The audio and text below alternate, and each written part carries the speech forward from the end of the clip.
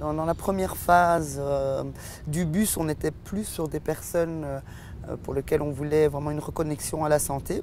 Donc c'était plus de l'orientation vraiment assez simple en fait chez les médecins pour beaucoup de gens qui n'avaient plus pris leur traitement, surtout pour les malades chroniques.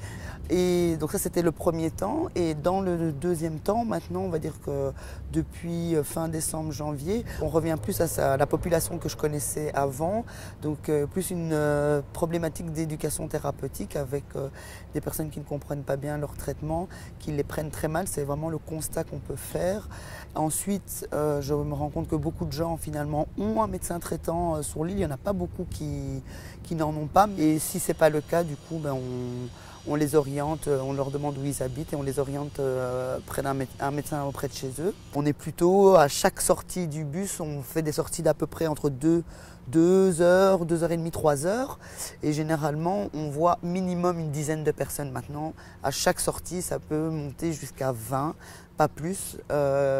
Et voilà, sinon on est entre 10 et 15 personnes sans souci, en sachant que parfois il y a des personnes aussi qui viennent rencontrer que les femmes de SOS Crise, que l'association AIDS, donc on a quand même pas mal de gens qui sont dépistés à chaque sortie du bus. Voilà. Le bus a toujours son utilité et on va vraiment, on réfléchit à ça tous les jours, on va pouvoir le faire évoluer, on va pouvoir proposer d'autres choses. Je pense que même continuer à faire du dépistage, c'est important, mais pour moi la meilleure évolution qu'on puisse faire, c'est apporter une réponse réelle lors d'un dépistage, lorsqu'on a vraiment des résultats qui ne sont pas bons, de pouvoir orienter les personnes directement avec une prise de rendez-vous. Donc pour moi, le bus a encore vraiment de quoi évoluer. On va pouvoir s'adapter aux situations nouvelles.